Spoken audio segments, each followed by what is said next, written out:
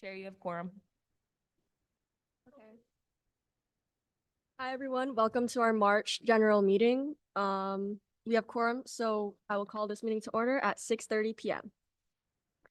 First up is roll call. District 1, Present. District 2, Present.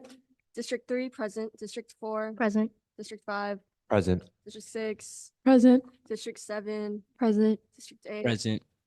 District 9, Present. District 10, Present. citywide. Present. Okay, and then moving on to our consent calendar. Do we have a motion to accept the consent calendar and all of the items on it? Commissioner Liu motions to approve. Oh, wait. Do we have any discussion? Okay. Okay. Motion by Andrew Liu. Do we have a second? Commissioner Gonzalez Muniz seconds that motion. Okay.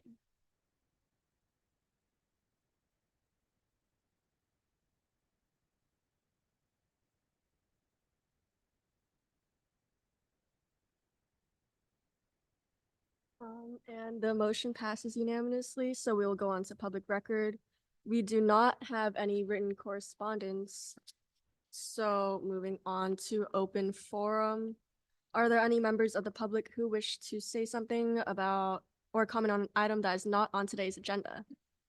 We have one, Joanna Martino Rios. Please come to the podium.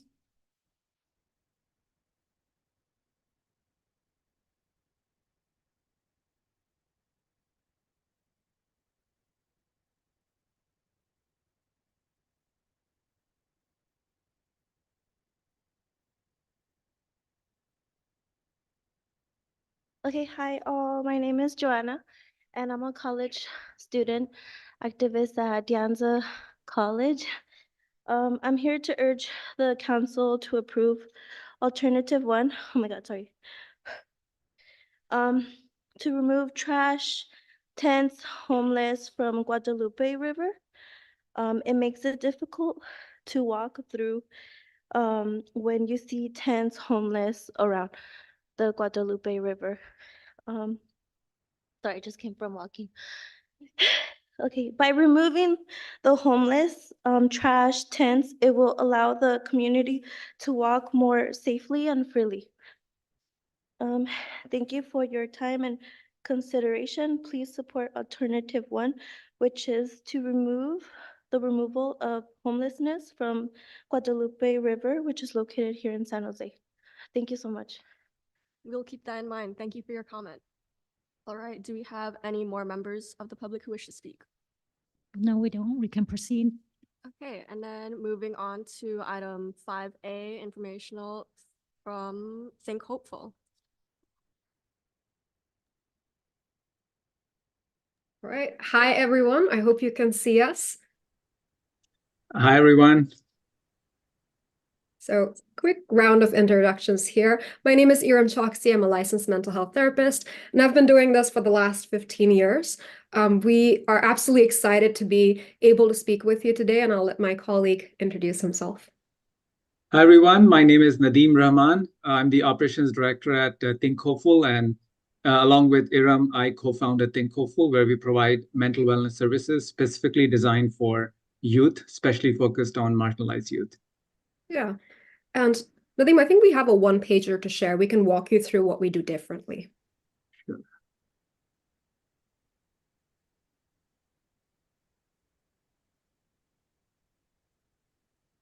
So while Nadeem is pulling that up, there we go. You know, a lot of times people, Nadeem, if you want to make that a little bit larger. Yeah. A lot of times we hear about mental health. It's one of those very heavy, big topics that keep coming up. And we often hear about mental health, which is very traditional. It happens to be Monday through Friday, 9 to 5. And there in itself is a huge problem because a lot of times youth, and specifically marginalized youth, tend to not specifically want this sort of traditional Monday through Friday 9 to 5 support. And there are numerous different things, the reasons being they have other things to do. So we also serve community colleges. We serve Evergreen Valley College located in San Jose. We work with a bunch of different community-based organizations, all within Santa Clara County in different districts. And we notice time and time again that youth want to have something which is truly accessible. And what Think Hopeful does is that the accessibility is 24/7. So you heard that right? We are committed to providing mental wellness support every single day. It doesn't matter if it's Christmas Day or New Year's Eve. We really want to provide that support when the person is really needing that support. The second biggest concern that comes up for youth is just this complexity of getting mental wellness support. Often people who are on campus, let's pretend San Jose State University or Evergreen Valley College, oftentimes they may have some caps on the number of sessions that they receive. So even if you're not coming from a cultural background that may have a little bit of cultural stigma in receiving mental wellness support, you are still getting only about 2 to 3 to 4 sessions per semester. And that is very traditional. It is 45 minutes long. It is within a therapist's office. What we do is we totally change that. What also happens is people have to fill out these lengthy forms. The wait times these days is about 3 months to 4 months for somebody to receive that wellness support. What we do instead is we say, forget the forms, right? If somebody needs support right now, let's not make them wait for 3 months or even 3 days. Let's actually give them the support on the same day, which means that when you jump on to Think Hopeful, there are no forms to fill. You're able to register on the Think Hopeful platform within 1 minute. It really changes everything. And you're able to stay completely anonymous while you're receiving any kind of mental wellness support. So what does that have to do with mental wellness, you might be thinking? Why the anonymity? The reason behind that is because a lot of youth, especially marginalized youth coming from low-income backgrounds, foster youth, first-generation college students, they tend to experience a lot of stigma. They might hesitate to reach out for support. And they don't necessarily, again, want to come in and go to a mental health therapist's office and sit down and really have that traditional support system.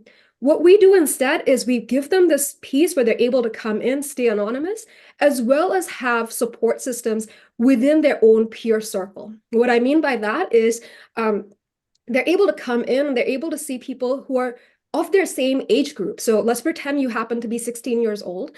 You're actually now going to intermingle anonymously and safely in support groups, psychoeducational groups, hangout groups, within that community of your own of 16 and 17-year-olds. We think that that's really amazing because organically you're able to now talk and open up with people who are in your same or similar age range. We think that we've done our own research and we know from youth, they actually want to open up with other youth. They feel more confident, they feel less reserved, and they actually share some of the most intimate things about themselves when they feel like it's a relaxed atmosphere, where they don't feel that it's formal, it's no clinical jargon coming up, and they're able to really just open up in a just much more authentic way in receiving support. So, I just wanted to talk a little bit about how we differ. We also have that one-on-one support. A lot of times people think that mental wellness equals one-on-one support, and that is it.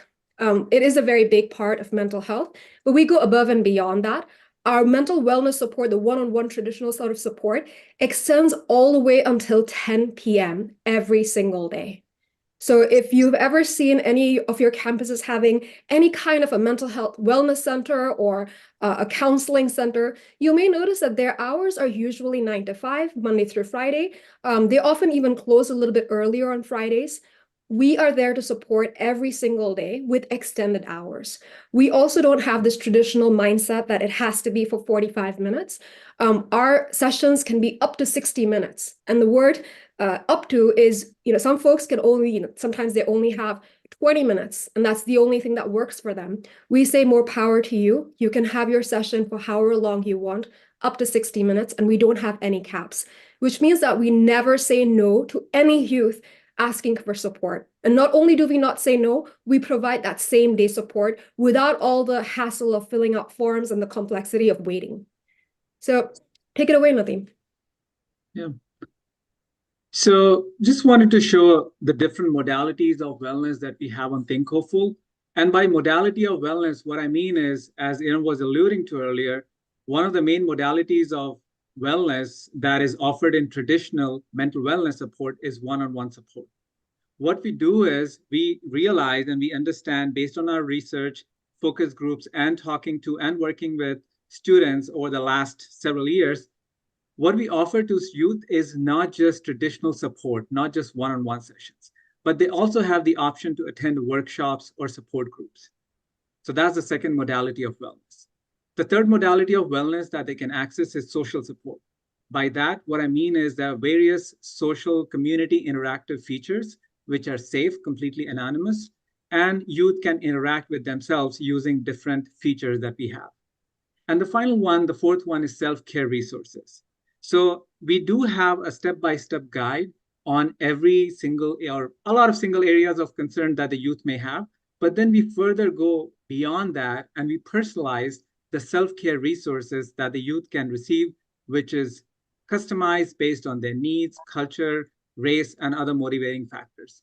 So what this diagram does is it kind of simplifies and shows the 4 different modalities of wellness that we have available on Think Hopeful. And the youth can come in and they can choose to work with one or multiple modalities of wellness as they go along their journey in catering to their mental wellness need.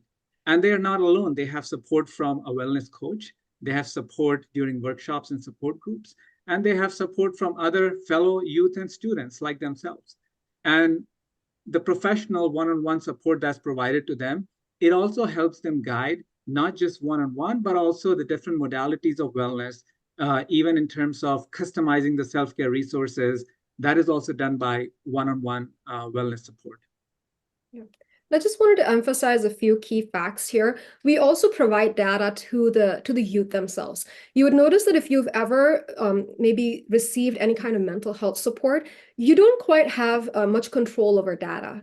You usually are working with a therapist. You're probably seeing that therapist for about 45-minute sessions, and it happens every week or maybe every other week, perhaps every month.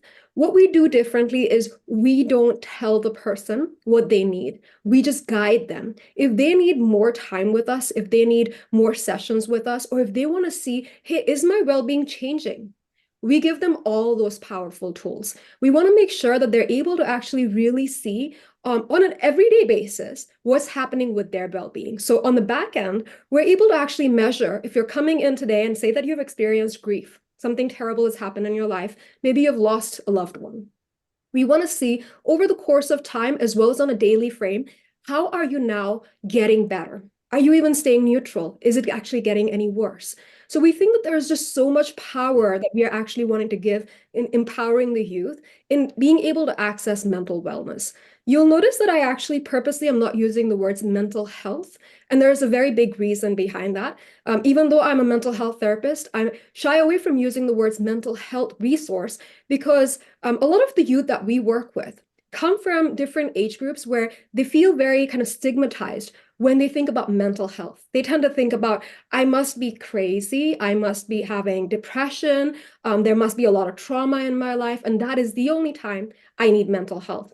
We break away from that. We think that mental health and mental wellness is so much more than that. So if you're perhaps going through financial struggles, if you are going through just wanting to be more fit, sleeping better, communicating better, socializing better, improving your sleeping habits, improving your studying habits, maybe you're stressed out about, applying to colleges, all of that falls under mental wellness.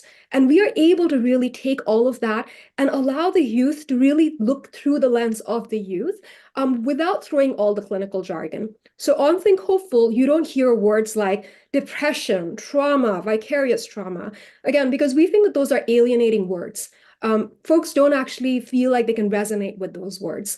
We also don't give them these sort of traditional model formulaic things to do. Instead, what Nadeem was pointing out is we personalize every single youth's journey. So let's pretend that 5 of you were hopping on to Think Hopeful platform today.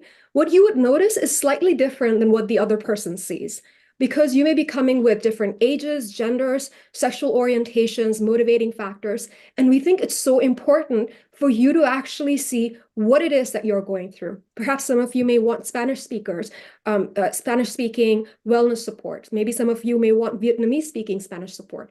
We are also equipped with language skills.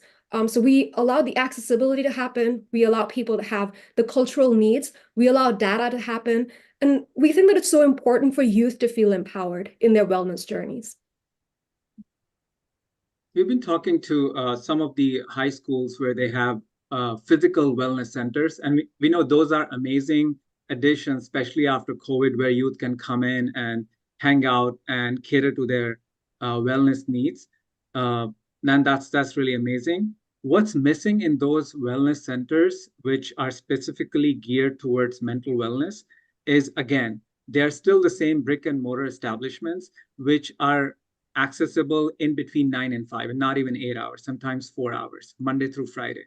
And what happens to the mental wellness after hours, over the weekends, or for the youth who have transportation issues, or who are working part-time and they don't have time to go to the wellness center or to the mental health counselor. Same thing is happening on campuses in colleges, community colleges, and other college campuses as well. The accessibility is, again, Monday through Friday, 9 to 5. Where we come in is we are able to provide this additional support and not only complement, but also supplement the mental wellness services and make it beyond regular hours, make it available all the way until 10 or 11 p.m. every single day, including weekends and holidays. And that's what we wanted to talk to you guys about, is in terms of accessibility, where we work with a few community colleges, we work with community-based organizations, and we want to take this model, which has been really successful with the youth that we have been working with, especially marginalized youth. And we want to take it and make it accessible to a much broader population of youth like yourself, and work with the city and the county to make it accessible to community colleges, to make it accessible to high school, middle school, and the youth perhaps who are not even going to college, right? Yeah, thank you. And we will take a little breather. I know we've probably just talked for so long, and we will let you ask us questions. Right, so thank you again for your report and discussion. I want to thank you again for meeting us a couple of months ago. It was really nice to get to know you and hear about all the resources that you provide. So do we have any public comment? No, we don't. All right, we will move on to commissioner discussion. And I'll open it up by asking, how much engagement do you get with youth, or how many people currently use your services? Yeah, great question. Yeah, so right now last year we served around 1,000 youth, and they were active and actively utilizing all the different modalities of wellness that we have.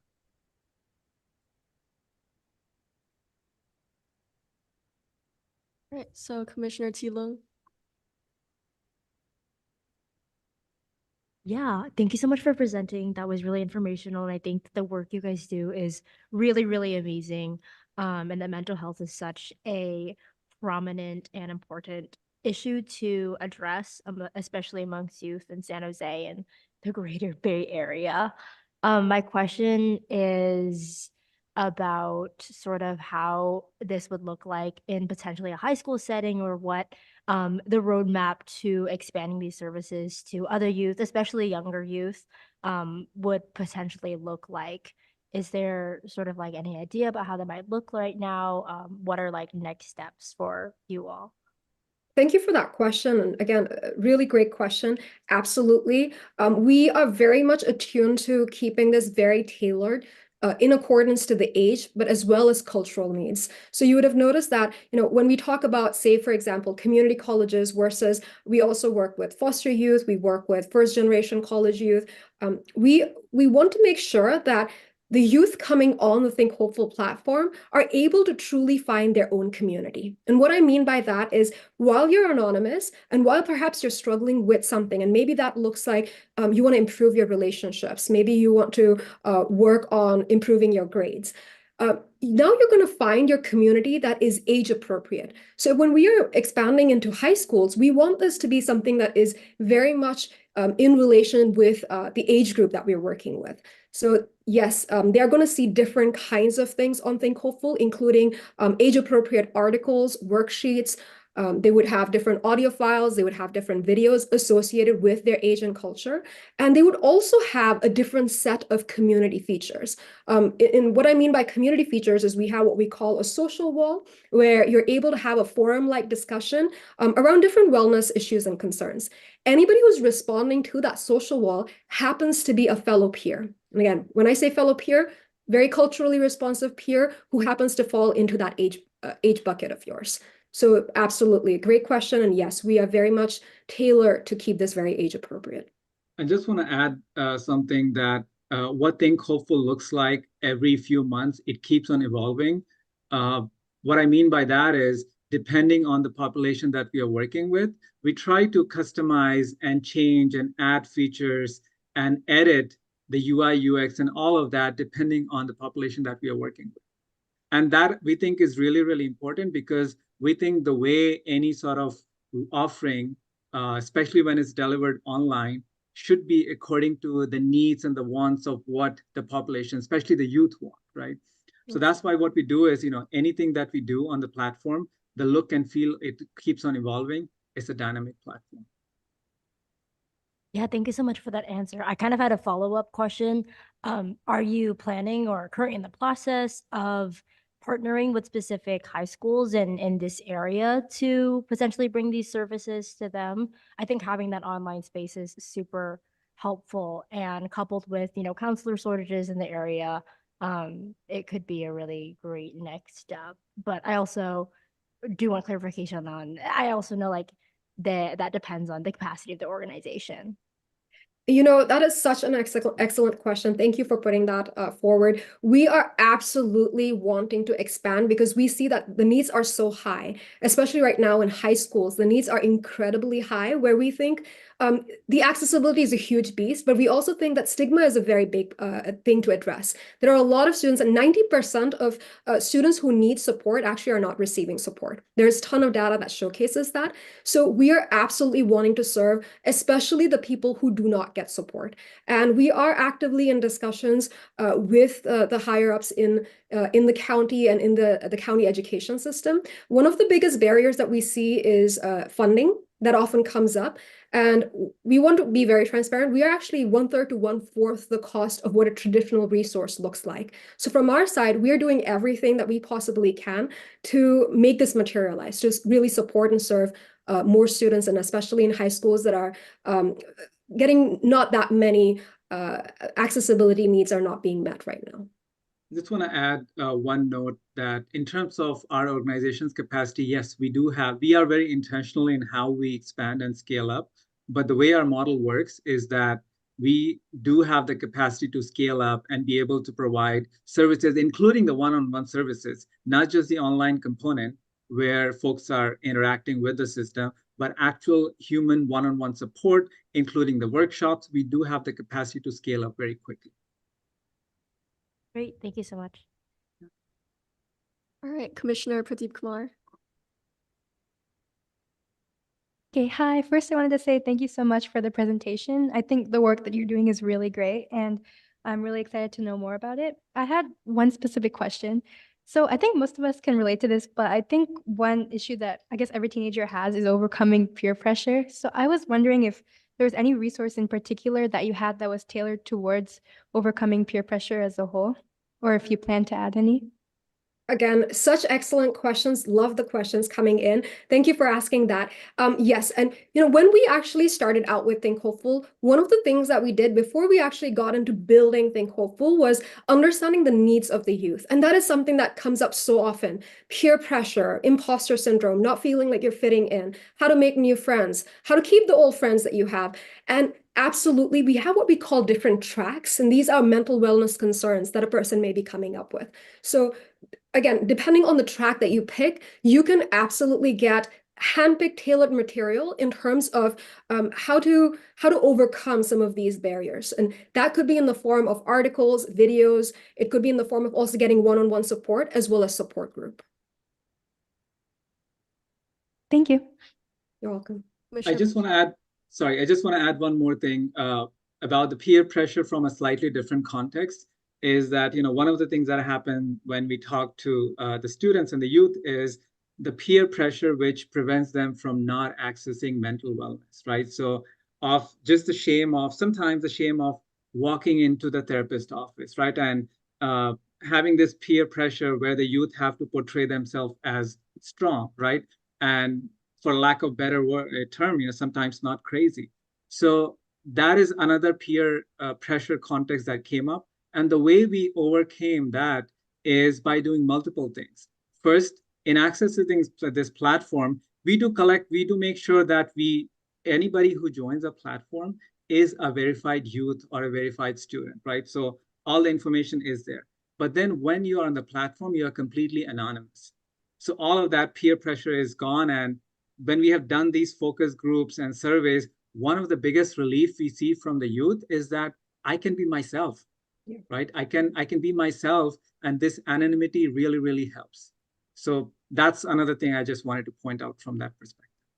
Yeah, great point, Nadeem. And to add on to that, we actually noticed that it's a very nurturing community. So it's a very safe community because it's moderated all the time by our staff. But also when people are actually engaging with each other, whether it's in some form of a group setting or if it's and when I say group setting, you're still anonymous, by the way. You have an alias that you're using on Think Hopeful.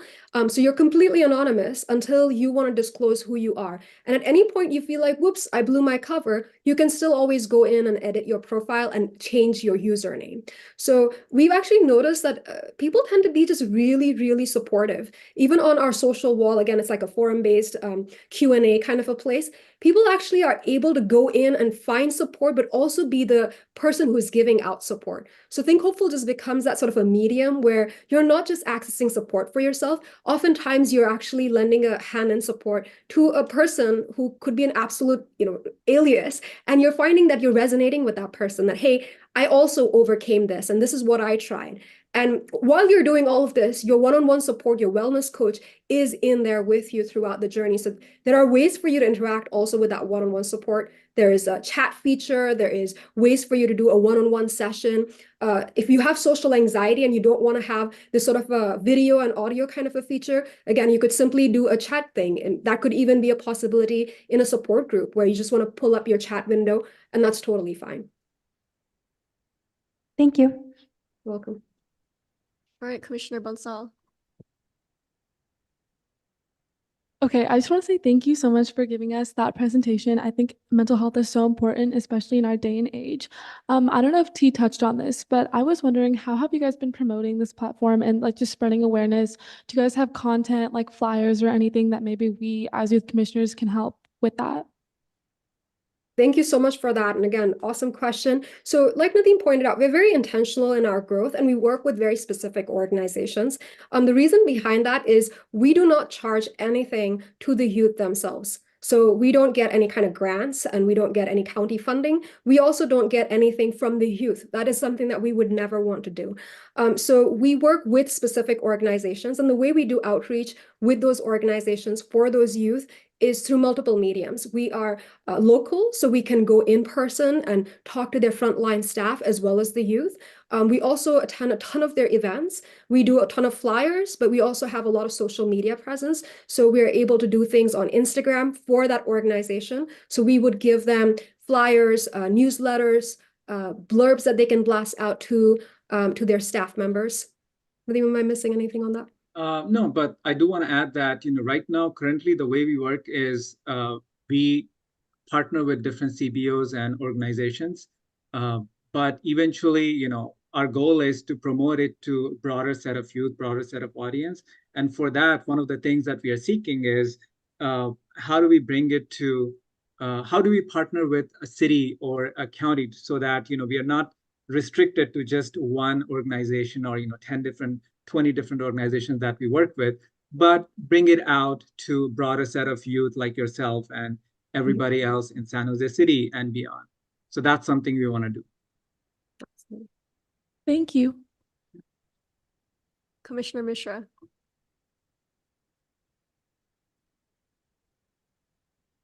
First off, thank you both so much for the informative presentation. I think it's really amazing the amount of impact that you guys have and the whole personalized approach that you talked about in the paper. You mentioned that you interacted with other San Jose high schools that already have physical wellness centers. So how do you plan on, either being better and providing more personalized support than these existing wellness centers, or potentially collaborating with them and building off of what they already have? Absolutely. Great question again.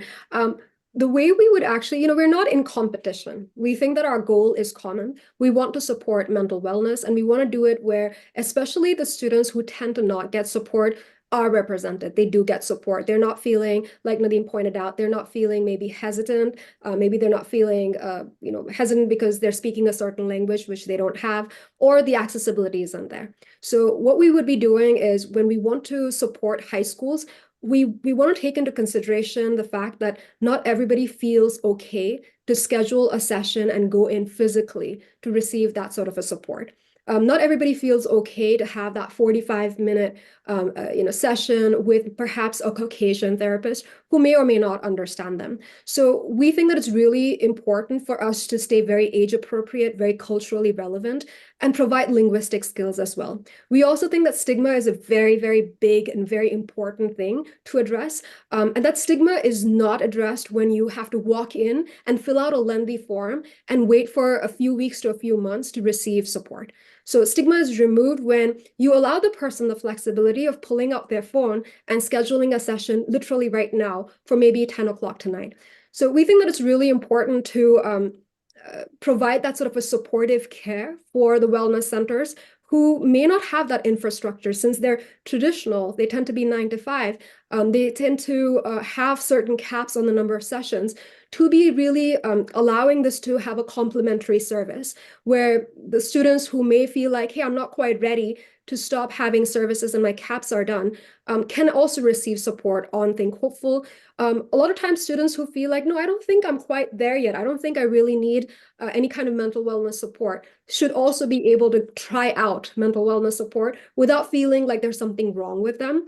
And then we also think that it's so important for people to have community, which is totally lacking. We don't think that that usually happens in a kind of a safe environment that we allow. And it's kind of like a gym. If you go to a gym and you absolutely hate working out on the treadmill, but that is the only option that's available, but you really want to work out, and that is the only option, you're going to force yourself and you're going to try to do it for maybe a couple of weeks. And then you're going to lose that focus. You're going to lose that motivation. What we allow is to have the treadmill, but we also have the elliptical machine. We have a swimming pool. We have a basketball court. So we allow people to have different modalities of care. We say that if you're not ready for that one-on-one support, that's totally fine. We're not going to push you.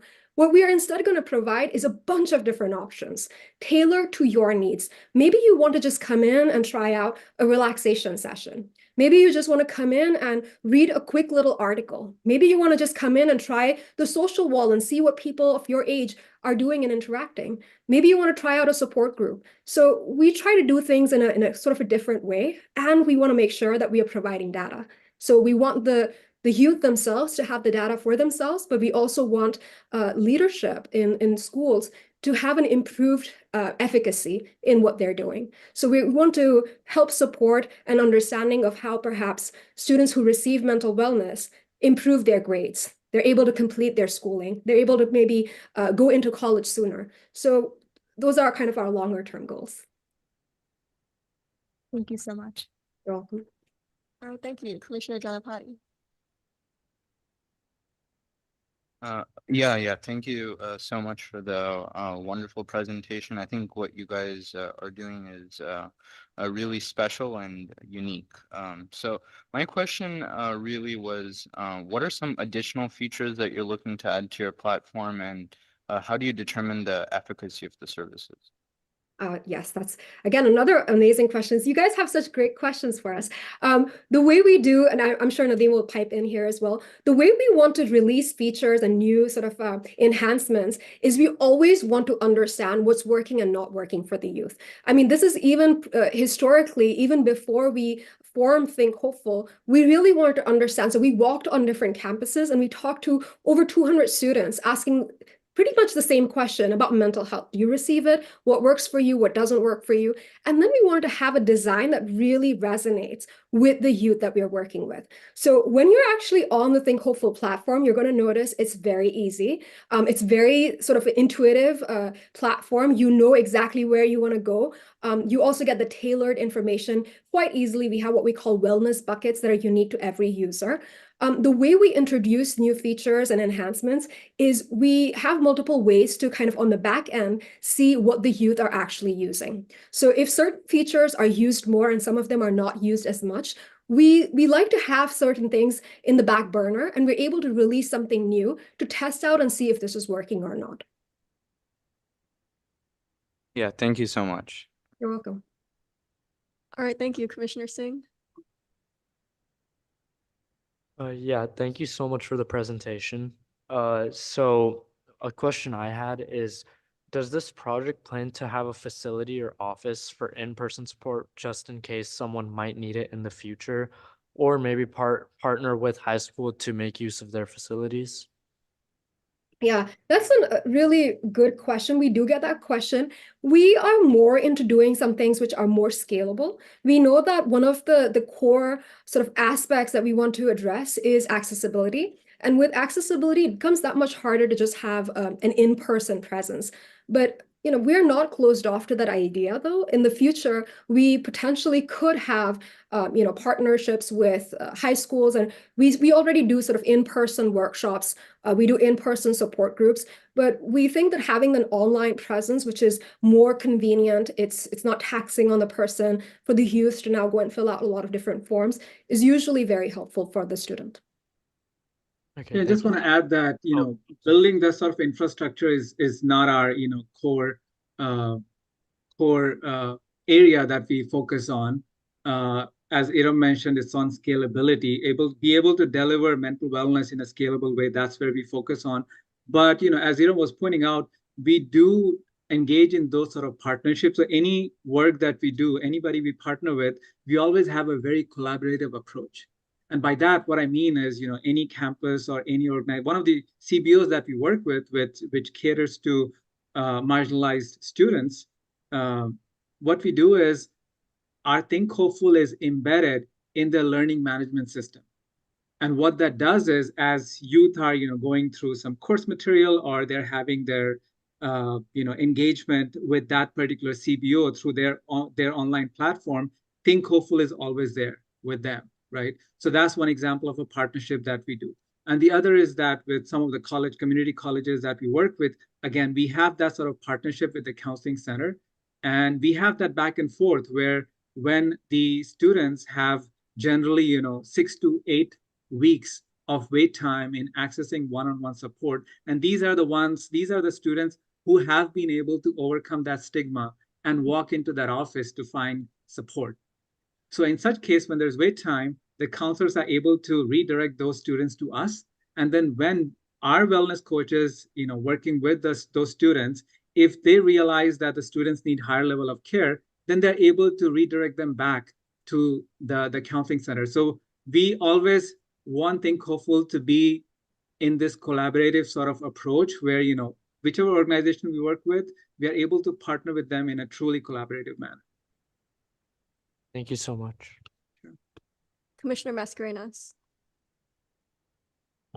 Hi, thank you so much for your presentation. I think that it was very prevalent to today, especially. I just had a question about how you guys integrate services tailored towards students. And so when we're talking about mental health, oftentimes students are the ones who have to come forth and provide what they're dealing with, sort of. And so I was wondering how Think Hopeful tries to identify mental health issues that the students are facing, and sometimes that they might oversee, or things that they might not even understand that they're going through. So sort of that process of how you guys sort of group them with personalized support. Does it have to come from the student themselves, or how do you guys help identify what support services to give students? Fantastic question. So the way we do it is, let's think about this whole journey. You're able to log on onto the system in about literally 1 minute, and you're coming in with an alias. So right when you come in, there's the very first question that you will be asked is, how are you feeling right now? Just right now, in this very moment. And you will see 36 emojis flying about. And you can pick any of those emojis or skip it. So let's pretend that you come in and you pick, I'm just feeling very tired today. I'm feeling frustrated. And you pick that emoji. And what happens next is the system actually guides you and kind of understands. So the back end is recording that you felt frustrated on today, Monday at 7 o'clock. So what also happens is now the system will tell you, okay, here are our 3 pointers for you. One could be a relaxing exercise. Another one could be talking and kind of maybe journaling. So they're going to give you 3 pointers of how you can manage or get better with your frustration. Let's pretend that you come in and you say, I'm feeling like just really angry. I'm feeling grief. We think that that's a little bit more escalated. We want to make sure that you receive support right away. So what happens then is there's an instant message that goes to your wellness coach, who's, by the way, the same person throughout your entire journey, unless you want to change that person. What also happens is you get a little pop-up on your screen saying, hey, we noticed you're feeling this way. You're feeling really angry today. Do you want to talk about it? And as simple as that, you can simply chat and say what's going on with you if you want to share. And the person, your wellness coach, is going to respond back in real time. And this is where you don't even have a session. You don't have anything scheduled. You haven't done anything. The other ways that we guide you is we ask you, what kind of wellness concerns are you going through? So we have what we call a proprietary quick assessment. It's only 10 questions long. And we try to understand what's really coming up for you. Are you maybe struggling with relationships? Are you struggling with finances? Are you perhaps struggling with your grades? Is sleep a concern for you? Is nutrition a concern for you? And what we do from there is understand also, as you are going through the registration process, maybe you told us a little bit about yourself. You could have skipped some of those questions, but perhaps we've learned that you are a Latino student, you are 16 years old, and you're also coming in, now you're telling us that, hey, my relationships are suffering. Maybe I want to improve my grades. So now we understand a lot more about you. And let's pretend that you also took the opportunity to send a quick chat message when that little pop-up happened. What happens now is the person, your wellness coach, understands what you're going through, but also the system understands who you are culturally and your needs. And from that point on, anything that you see on the Think Hopeful platform is actually really attuned to your age, your race, your ethnicity, sexual orientation, your motivating factors, what you're going through in your life right now, what are your struggles, and what are your specific goals? What do you want to work on? That's a whole lot of things that are happening in very, very quick time. What also happens is that, let's pretend you actually scheduled a session and you had a one-on-one with your wellness coach for just 20 minutes. Now the coach really understands that, hey, not only is this person a Latinx student who is 16 years old and is struggling with the grades, but he also has this sort of a difficult relationship with mom. Anything that now this person sees goes into their wellness bucket. Every single student has their own special and unique wellness bucket that is completely unique to them. It's private to them. And this can be accessed, again, from anywhere, from any device, 24/7. So even between your sessions now, you actually have something to go to. This could be personalized worksheets, personalized videos, personalized audio files. And this is really, really helpful because now you're able to feel like, hey, this is not just a generic module that I'm just kind of looking at. It's something very specific for me. It really gets to what I am struggling with. I hope I answered that question. You did, thank you. You're welcome. Commissioner Liu. Awesome. Okay, I echo a lot of my colleagues in the questions they asked, and I applaud you for the answers that you've given. The word personalization has been thrown around a lot, and it's used in this context to improve the well-being of the student. My question is, what does confidentially look like for Think Hopeful? What are specific things that you guys do to safeguard the data that you have of those students? Yeah, I will give you the quick and dirty, and then I'll let Nadeem go ahead with the longer version. So the quick and dirty is that confidentiality is literally, it's just incredibly paramount to us as a mental health therapist. We cannot, by law, disclose absolutely anything unless it's a safety concern. So when I say safety concern, I mean when you're at a risk to yourself or to somebody else. That is the only time we breach confidentiality. Otherwise, everything is strictly confidential. We are absolutely not going to share anything to do with anything other than safety with anyone, absolutely anyone. Yeah, I just want to add in terms of security that, we do have your standardized security measures, both in terms of data as well as the IT infrastructure that we have. What we have done is there's a new measure that has come out over the last couple of years. This was designed by a couple of organizations related to higher education. And this was specifically to measure the risk of the IT risk of working with outsider providers like us. And the standard measure of success is 70% pass rate of that assessment. And we went through a third party audit and we passed with 92%.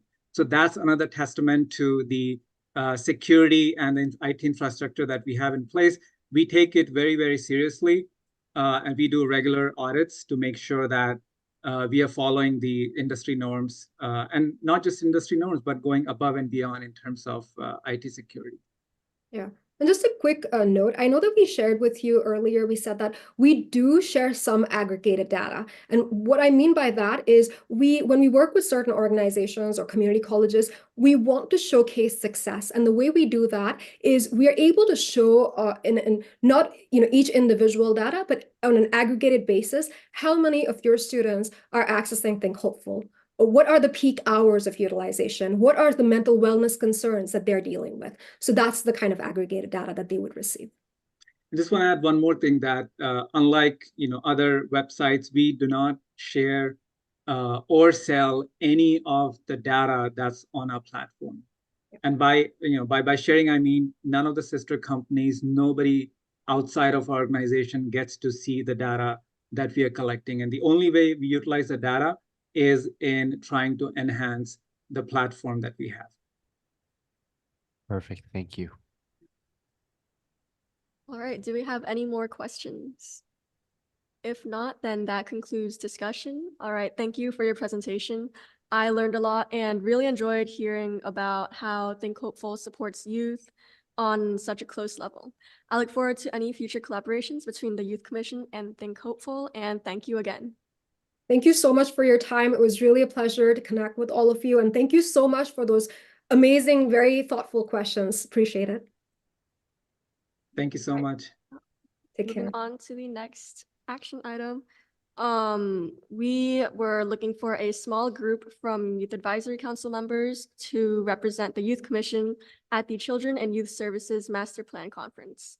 Representatives must be able to attend the scheduled meeting on April 6th and provide a report to the Youth Commission at the April 22nd general meeting at 6:30 p.m.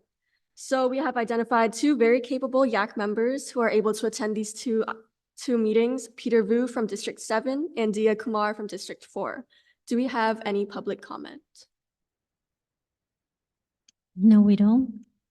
All right, then do we have a motion to approve Peter Vu and Dia Kumar for the youth delegates?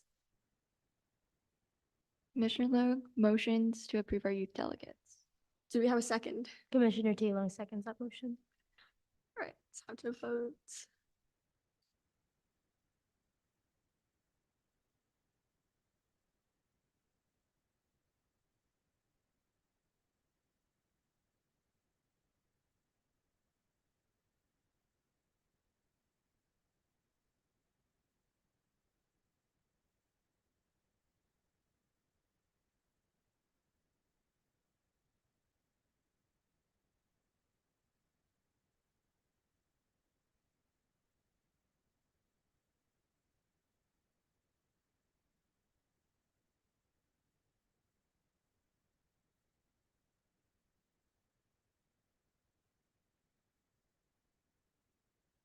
Okay, so we can do a verbal vote.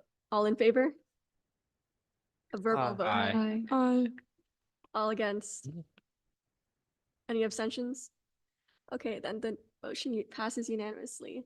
Moving on to the third action item, we have forming a civic engagement ad hoc committee. So this will be made up of 4 to 5 members. Do we have public comment? No, we don't. Okay. Do we have a motion to approve Commissioners Mishra, Pradeep Kumar, Liu, Gonzalez Munoz, and Mascarenas for the civic engagement ad hoc?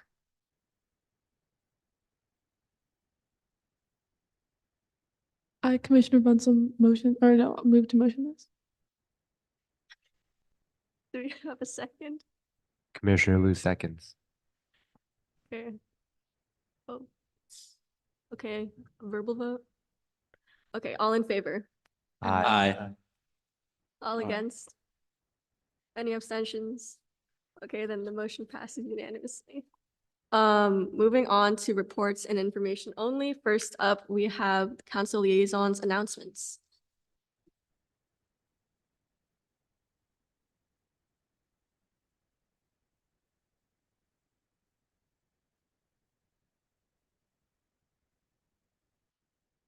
Good evening, Commission. Good to see you all again. I'm here to give a report from the Council Liaison, Vice Mayor Rosemary Kamei, representing District 1. And in the same style as the last report I gave, I'll be giving you a in-depth review of a recent action the City Council took. So I'm going to discuss what the City Council did on February 27th, item 7.2, Raging Waters Lease Assignment, Amendment, and Long-Term Request for Proposal Development. My citation and source for today's presentation is the memorandum for this item from the Department of Parks, Recreation, and Neighborhood Services, dated February 5th, 2024. Raging Waters is a water theme park located at the City of San Jose's Lake Cunningham Regional Park, which is in East San Jose in Council District 8. Raging Waters is owned by the city and overseen by the Department of Parks, Recreation, and Neighborhood Services. It opened to the public in 1985 and in 1995 was leased for operation by the company Palace Entertainment. In September 2023, Palace Entertainment announced it would end its agreement with the city and close the park ahead of the 2024 summer season. The city facing the prospect of not having this park open for 2024. The City of San Jose often seeks to enter into agreements or contracts with outside companies and organizations to provide services and operate programs. Operating this water park is one of those services that the city seeks to contract out to an outside party because the city does not have the capacity or expertise to operate the water park itself. When the city looks for a new contract, it puts out what's called an RFP, or a request for proposal, which is a notice that the city is seeking bids for a contract. The RFP has details about what the city is looking for in a proposal and how the city will evaluate bids. Sometimes the city releases things called RFQs or NOFAs, which are very similar types of requests for bids for available money. The original lease agreement for operating Raging Waters is set to expire in 2025. In anticipation of this, the city staff began preparing in 2023 a new RFP to receive bids for a new long-term park operator. When creating this new RFP, staff outlined guiding principles for what they want to see in the new contract. Those guiding principles were capital investment into Raging Waters and potentially other areas around Lake Cunningham Regional Park, contribution towards solving water quality challenges at Lake Cunningham and creating conditions that could allow for future lake sports and recreation, and safe, affordable, customer-friendly, and high-quality water theme park experience for residents. Additionally, another guiding principle that staff wanted to have was raising the profile and supporting the local economy of San Jose and the community around the park by drawing residents and visitors from across the region. Because Palace Entertainment ended their agreement with the city before the contract was set to expire, the operations ended before the city could identify a new operator.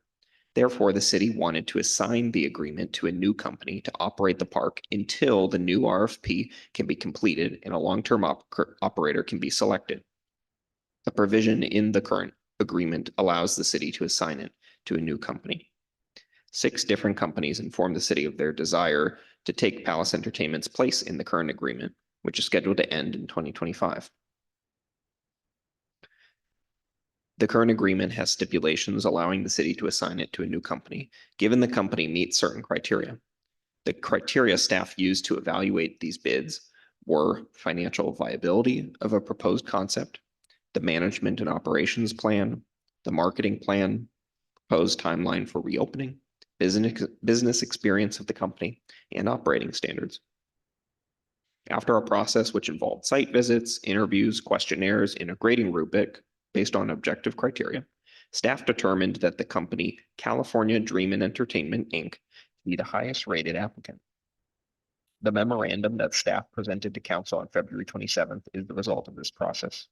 Staff recommended that the city council direct the city manager to assign the agreement to the company California Dream and Entertainment, as well as extend the agreement for 6 months with an option to extend it for an even further 6 months, increase the company's payments to the city to 6% of all gross receipts for the rent in the lease, and reimburse the company for up to $3.45 million for capital and facility repairs and initial operating costs.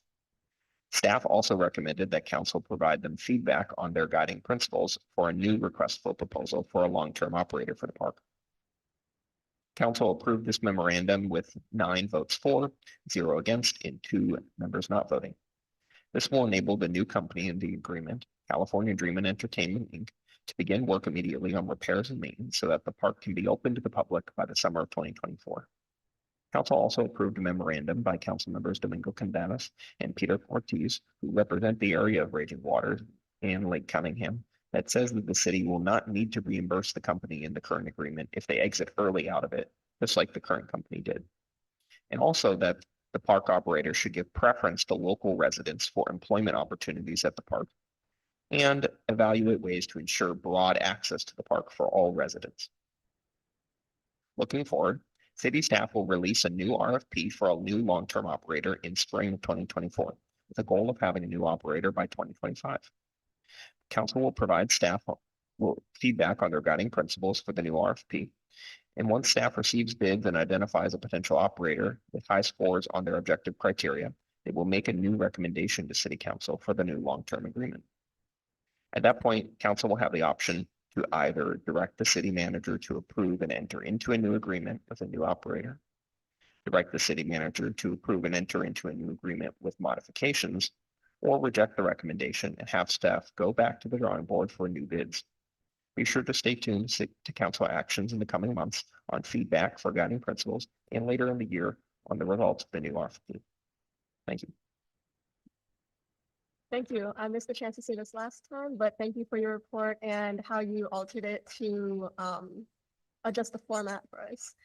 It was very thorough and easy to understand. And a question I had was if reimbursement means that San Jose is basically paying for a new operator for the summer.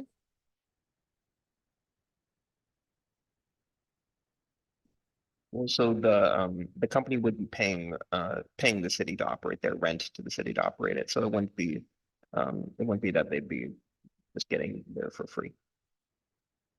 Another question I had was whether there are any future advancements within the park itself, or if it's just like a matter of transferring the management. So in the current agreement, the city is the company is going to make necessary repairs to have it open to be operated. But in the new RFP, what the city staff are going to be looking for in bids for new contracts to operate the park is ideas on new capital projects, as in new ideas for aspects to the park, ways to improve it or build upon or iterate things that they really like. So that's going to be something that will be in the new RFP. Okay, thank you. Do you have any questions from our commissioners? Okay, if not, then thank you for your report. We have the PRNS report.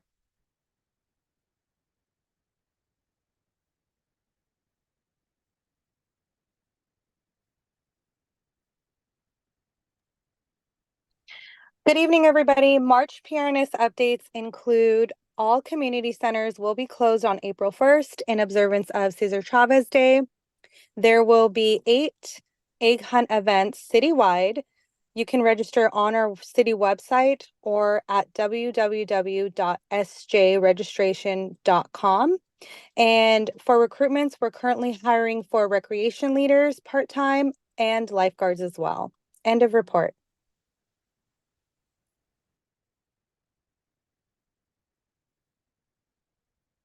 Okay, thank you. Do we have any questions from our commissioners? Okay, if not, then thank you for your report. Thank Next you. we have San Jose Library report.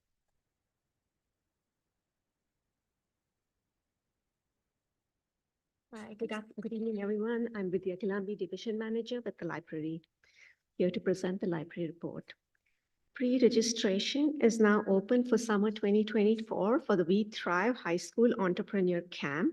Teens are invited to become entrepreneurs this summer at the San Jose Public Library through hands-on lessons provided by We Thrive, a nonprofit that helps youth identify solutions in their community, hone skills to build a business, and launch real micro enterprises. The program starts on Tuesday, June 11th, and will be held at SJPL's Teen HQ. More information about the program and pre-registration can be found on our website, sjpl.org/events. Free tax help is also available at the library with tax assistance from volunteers from the Tax Aid and Volunteer Income Tax Assistance programs, which provides free tax help prep for qualifying taxpayers with an income less than $64,000. The last day for tax help at the Dr. Martin Luther King Jr. Library is on Saturday, March 23rd from 10 a.m. to 2 p.m. Registration is required. Assistance is also available at the Hillview, Pearl Avenue, and Seven Trees branch libraries, where walk-ins are welcome through April. Because the city of San Jose has had a long-standing commitment to closing the digital divide through SJ Access, the community needs are currently being assessed, and the library needs your help in gathering insights and opinions. By taking the Digital Empowerment Survey, you will help the city plan its digital access and empowerment efforts for the next 5 years. The survey is available in English, Spanish, and Vietnamese and will close on Friday, March 29. To find out more about it, visit sjpl.org/SJA survey. In remembrance of local activist and United Farm Worker leader Cesar Chavez, all San Jose Public Library locations will be closed on Monday, April 1st. Also happening in April is National Library Week and National Volunteer Week. During these celebrations, we acknowledge and thank our library staff and volunteers who help create an impact in their communities every day. And that concludes my report for today. Thank you. Thank you. We'll be sure to fill out that survey and share it with our Thank YACs. you. Do we have any questions from our commissioners? Okay, if not, then we will move on. Thank you. Thank you. And on to the chair report. We recently had our oak tree planting event and it had great turnout. I wanted to thank you all for your attendance at commission events and for your engagement within your ad hoc committees. And this is a reminder to finish writing ad hoc information for the annual report by the end of the month, as well as 3 facts, and for seniors, a small bio by the end of the week. San Francisco meetup will be on April 14th, and please be at Bart Berryessa Station by 7:30 a.m. Finally, if your YAC members are interested, please inform them that applications for commissioner positions will be closing this month and encourage them to apply. That's it for my report. Moving on to district reports. District 1. Hi guys, this is Commissioner Mishra. So currently, along with my Youth Advisory Council, we're organizing a career exploration fair on March 22nd from 4:30 to 6:30 at Cupertino Library. We hope to showcase various student-led organizations, school clubs, and more.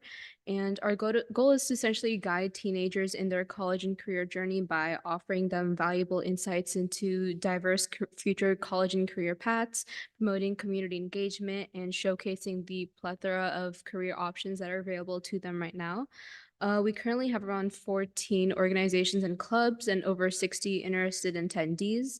We're trying to get some keynote speakers as well to be a part of the event, so we'll see for that. We're also working on refining a policy that prevents unsafe conditions in transportation during morning and afternoon hours surrounding school campuses. We aim to do this by, working closely with schools and community organizations to clearly mark bike and pedestrian lanes, and I kind of work with them to further identify areas to improve the safety of students in San Jose. And yeah, that's all for me. Thank you. Thank you. District 2. Hi, everyone. This month was kind of slow for my YAC, and we have our next meeting on the Saturday, the 23rd. And just a debrief of what they've been working on. A lot of my YAC members have been doing research on GED courses and some ideas around that. And they've been having several ideas around mental wellness policies. And yeah, I'll get more information after our meeting. All right, thank you. For my district update, at our last YAC meeting, we did finishing touches on our Green Canopies policy memorandum and discussed closing up their personal projects. An upcoming event that will be taking place is our Study Smart event on Saturday, April 13th on career and major exploration at Educational Park Library. So if you're free that day, please feel free to stop by. We also shared our memo on establishing a BIPOC artist grant program with the policy legislative analysts for Councilmember Torres and are looking forward to their comment. District 4. So we just hosted our Narcan event called Youth Can Prevent Overdose at Berryessa Branch Library last Saturday with really great turnout, around 30 people. People got free Narcan. People were trained on how to administer Narcan and do CPR and just learn about drug usage in general. In terms of events ahead, we have the Study Smart event on April 13th. We are working on planning AIM as usual, which is happening in June. We have 2 April events coming up, the Green Planet Conference to talk about youth creating a citywide composting campaign. And on April 20th, an Innovate for Good event centered around fostering youth entrepreneurship, sort of like a mini one-day Shark Tank Junior style sort of event. And aside from that, we recently shared our memo on adding free menstrual products in libraries to the District 4 office, and are looking to collaborate further on that. Thank you. District 5. Awesome. At our District 5 February meeting, we opened dialogue with our council members' office to learn more about the inner workings of our city and discuss the improvement of the structure of our YAC. They also volunteered at a Second Harvest food event. And their next meeting is scheduled for Zoom tomorrow from 7 to 8 p.m. We also revamped our Instagram and website page, and those are both found on our Instagram. We also met as a Blue Zone on the Blue Zone Steering Committee, which engaged both the city and county. It's an initiative to discuss and listen to ways to strategically improve the lives of disadvantaged communities by engaging our community. This initiative is part of the Children and Youth Master Plan, and our next meeting is planned for late spring. The District 5 YAC and I also attended YAC Attack. We engaged in workshop activities ranging from political polarization to partnering with senior centers to host activities and events. 2 out of the 4 San Jose attendees actually received a raffle prize. So, whoa. And then we have our District 5 policy conference on April 6th, which is an introductory conference that engages young people to public policy in a collaborative spirit. That's all. Thank you. District 6. Okay, so this month has been pretty chill for District 6. We attended the oak tree planting event on Saturday, which was definitely a success. We are scheduling our next YAC meeting, but so far we've just been kind of quiet. On the communication side, as you guys already know, if you have anything that you want me to post or promote, please send it to me so I can do it as soon as possible. I know we have some events coming up. Actually, we have a lot of events coming up, but if you have like a specific flyer or a specific graphic that you want me to use, feel free to send it my way. But otherwise, it's just been pretty quiet, and we're just, for the D6 YAC, we're just trying to find a new meeting. But yeah. Thank you. District 7. Okay. Hi, everyone. Okay, so for District 7 YAC, we hosted a very successful Creative Futures Fair yesterday at Yerba Buena High School in District 7. We had over 40 vendors, over 50 volunteers, and over 25 performers. And I believe the number of attendees had to be well over the hundreds. So the goal is to highlight youth entrepreneurs and creatives. I believe we did just that. We had published authors, perfume designers, bakers, crocheters, oh my gosh, earring makers, jugglers, and so much more. So very grateful to everyone who came, all the youth who participated, and we are very grateful and honored that Councilmember Nguyen came by to greet our vendors as well as honor us with a city commendation signed by members of City Council. In the future, I hope to make this a recurring thing, or at least for my district YAC too. So I'm very proud of the District 7 Youth Advisory Council and their leadership efforts. Other events I attended during this month include the Blue Zone Steering Committee, the D4 Narcan and Opioid Overdose Prevention event, and the tree planting event. So fun, educational, and impactful. Thank you to my fellow commissioners for planning such cool events. I'm looking forward to propelling our helpline memorandum into implementation and also working on our April 14th or 13th, our Study Smart workshop and getting that to be a successful event as well. Thank you. Well, All right, thank you. District 8. Hi, so my report as of right now is that I have a YAC meeting tomorrow, the 19th, at Hillview Library at 4 o'clock. Me and my YAC members will be talking about upcoming events and events that we can host. Also, I'm gonna be having my YAC come out to a dumpster day and litter pickup day this Saturday, the 23rd, to help out load people's garbage into all the bins. That way we could work it easier and make it go faster. So that's gonna be a pretty good event finally. Thank you. District 9. Yeah, so it was kind of a slow month. So we got new applicants for the District 9 YAC through the pipeline that we established on their website earlier this year.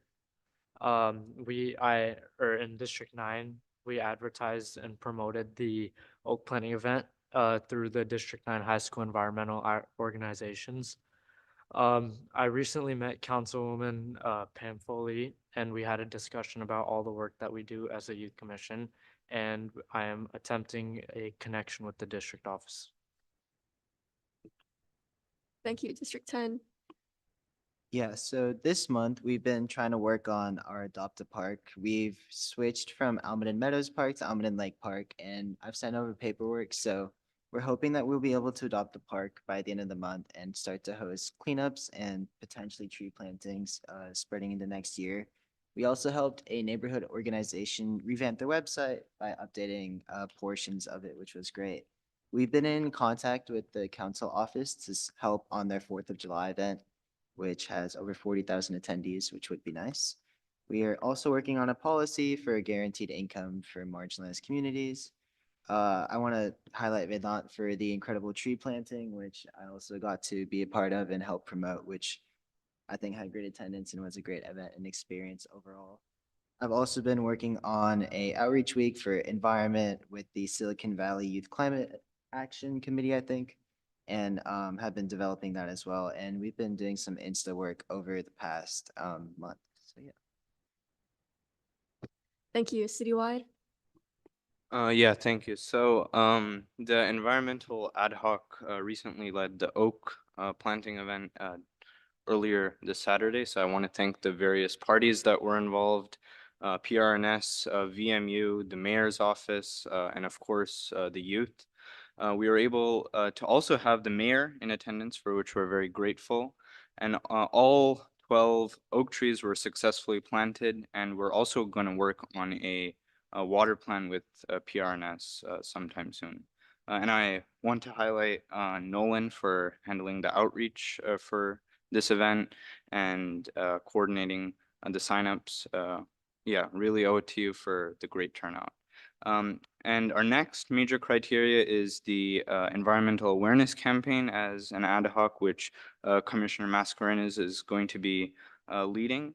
And we're also going to prepare an environmental section for the Youth Commission's annual report this May to NSE. And then I'm also working on my YAC on a couple of with my YAC, a couple of educational outreach projects, and that will take off in the summer. So probably the next citywide will be leading those. But other than that, that's it. Yeah, thank you. All right, thank you. That concludes our district updates. Moving on, do we have any future agenda items that are not covered in the work plan that you would like on the next general meeting agenda? Commissioner Liu would like to add a project plan to approve funds for policy conference. Okay, anyone else? Okay, then moving on to our meeting schedule, our next scheduled meeting will be April 22nd, 2024, 6:30 PM in City Council chambers. Do we have a motion to adjourn?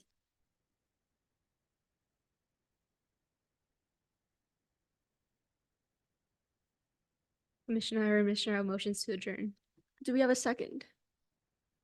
Commissioner Pradeep Kumar seconds the motion. Okay, this meeting is adjourned at 7:45 PM.